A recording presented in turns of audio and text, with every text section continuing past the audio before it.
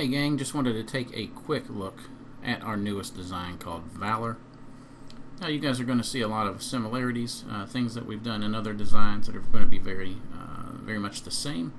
As far as like color changes that are done in here are handled with hue saturation adjustment layers. So for instance, if we look at our top corner here, we've got some texturing applied, and then right above that you can see clipped to that is a hue saturation adjustment layer called top corner color.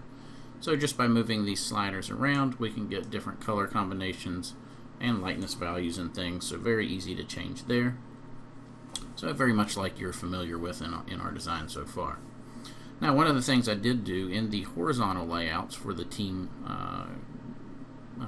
images on this one is I did do some built-in kind of row layering. And you can see I've got 5 rows kind of pre-built in here and pre-masked, and I did this just for larger teams to make it kind of quicker and easier to drop these teams in.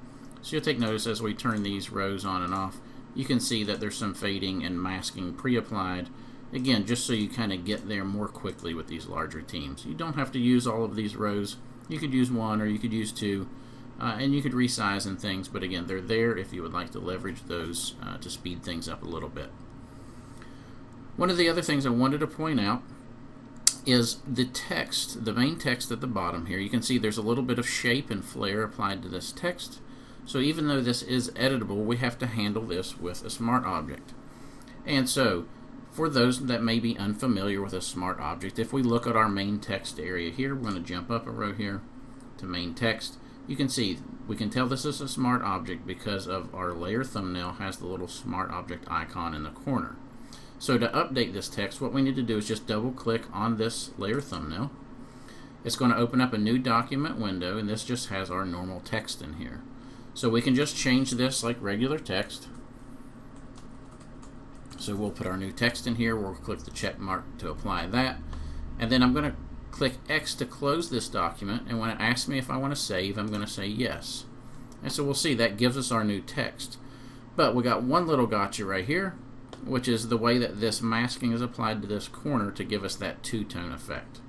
So very easy to fix, but it does require a little custom masking. What we're going to do is we're going to jump up to this bottom corner. So right here we see our bottom corner layer. It's got a mask pre-applied. We're just going to right click, delete that layer mask.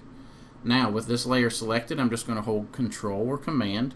I'm going to click on the thumbnail for our main text, and it's going to make a selection out of that text.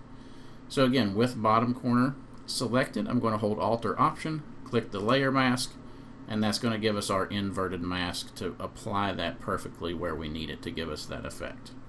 So very simple to do. One of the other things that I did add in here was an action to create some glow. When I originally created these for this team, I found that I really liked the look of some additional glow in all of the white areas, so I just thought it had a really cool look to it. So I went ahead and built in an action and included that in the download. If you guys would like to use it, all you have to do is install the action, just like any other Photoshop action.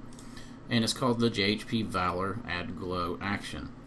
And so once you have all of your subjects in, have all of your text updates done, you could be pretty much on any layer in here, but then at that point we're going to run this action if you wanted to add some glow right at the end. So we'll run it just to demonstrate what it does here. It's going to merge everything into a layer, and then it's going to add a new glow layer right here. So you can see what that does if we turn it off or on. I think it gives it a really interesting look. Now, because it's on its own layer, you could change the opacity if it was too strong.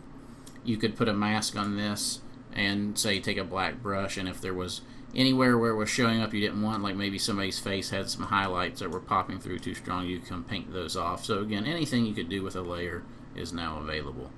But hopefully you get some use out of that action. It's just a quick little tool there. Now one of the other things I wanted to point out, there are a couple bonus banners in this download set, and this is one of them. This is a vertical banner. I use these to do senior banners. And again, similar but different kind of name two-tone effect happening at the bottom here. So this one's going to be handled slightly different than the other one. This is not a smart object, but it does have some masking pre-applied.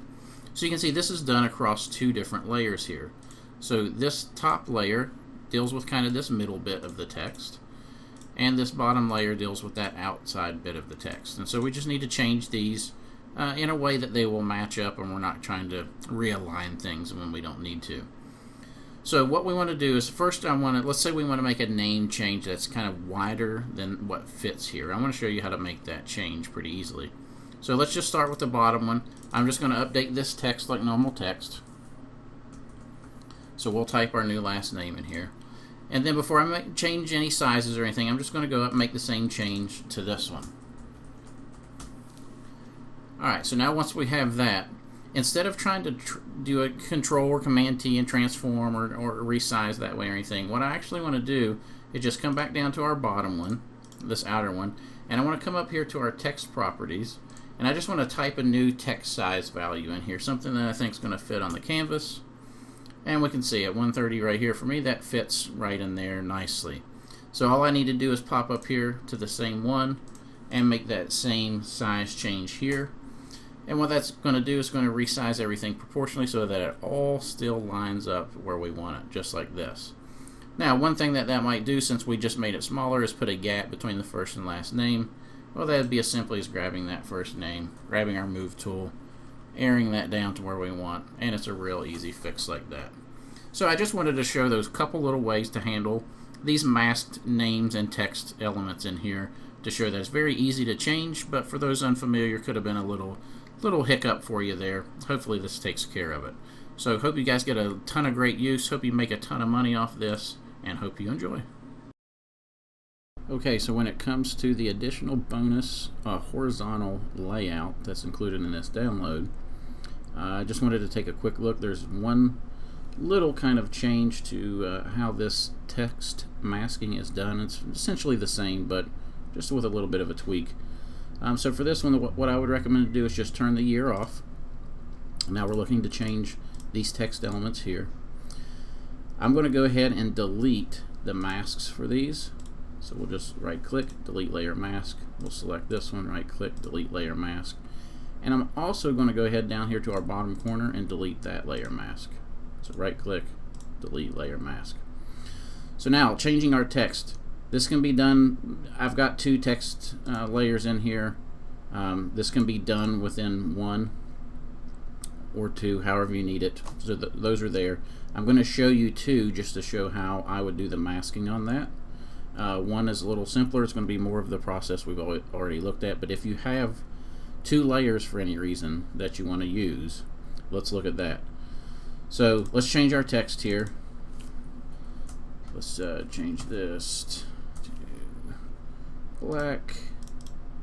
Let's change this one to Eagles. So let's say you've got two layers of text here. What we'll do is just move this down. I'm just holding the arrow key so everything stays lined up horizontally. We'll get this where we want it to be. So let's say somewhere right like that. So now we have two text layers that we want to mask out of this corner.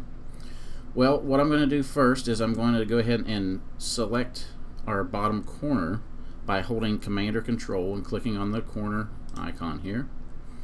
And then I'm going to come up on both of these text layers and I'm going to hold Alt or Option and apply this inverted mask. And then I'm just going to copy this mask by holding Alt or Option, dragging it up to that text layer.